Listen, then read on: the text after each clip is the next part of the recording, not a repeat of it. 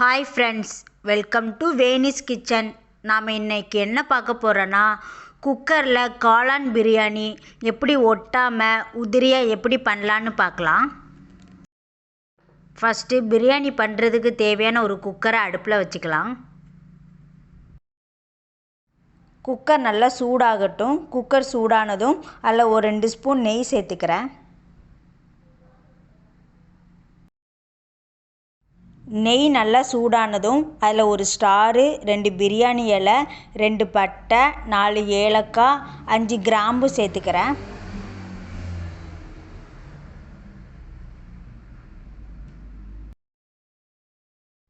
அப்புறமா 2 பெரிய வெங்காயத்தை நீல வாக்கில் கட் பண்ணி வச்சுருக்கேன். அதையும் சேர்த்து நல்லா வதக்கிக்கலாம். வெங்காயம் சீக்கிரம் வதங்கிறதுக்காக கொஞ்சம் உப்பு சேர்த்துக்கிறேன். அப்புறமா 3 பச்சை மிளகா நீல வாக்கில் கட் பண்ணி வச்சுருக்கேன். அதையும் நம்ம இப்போ சேர்த்துக்கலாம். வெங்காயம் நல்லா வதங்கிட்டு இந்த சமயத்தில் ஒரு பெரிய தக்காளி சின்ன சின்னதாக கட் பண்ணி வச்சுருக்கேன். அதையும் நம்ம சேர்த்துக்கலாம். தக்காளியும் நல்லா வதங்கிட்டு இந்த சமயத்தில் ஒரு 2 ஸ்பூன் இஞ்சி பூண்டு பேஸ்ட்டு சேர்த்துக்கிறேன். இஞ்சி பூண்டு பேஸ்ட்டு பச்சை வாடை போகிற வரைக்கும் நல்லா வதக்கிக்கலாம். நல்லா வதங்கினதும் 1 ஸ்பூன் மஞ்சத்தூள் சேர்த்துக்கிறேன். அப்புறமா 2 ஸ்பூன் மல்லித்தூள், 1 ஸ்பூன் கரம் மசாலா, கடைசியாக 2 ஸ்பூன் சிக்கன் மசாலா சேர்த்துக்கிறேன்.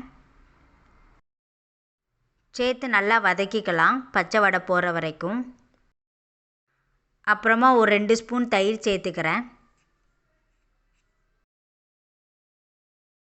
தயிர் சேர்த்து நல்லா வதக்கிக்கலாம். அப்புறமா நான் ப்ரௌன் கலர் காளானை உப்பும் மஞ்சத்தூள் போட்டு நல்லா வாஷ் பண்ணி வச்சுருக்கேன். அதையும் நம்ம இப்போ சேர்த்துக்கலாம். காளான்லேருந்து கொஞ்சம் தண்ணி வரும். அதனால் 1 கப் அரிசிக்கு 1.5 கப் தண்ணின்னு அளவு வச்சுக்கலாம். அதில் நான் இப்போ கொஞ்சம் 1/2 கப் தண்ணி மட்டும் இப்போ நான் சேர்த்துக்கிறேன்.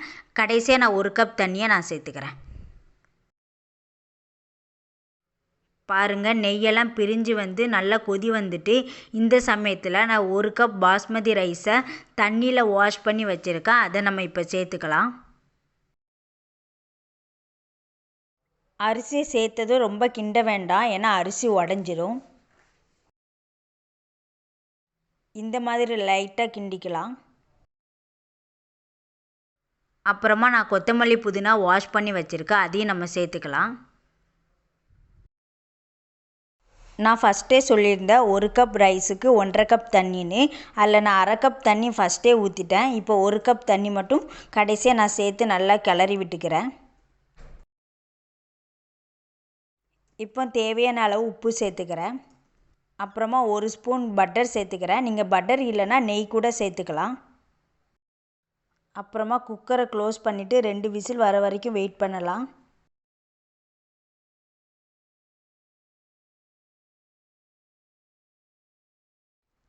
பாருங்கள், பிரியாணி ஒட்டாமல் உதிரியாக அழகாக வெந்திருக்கு.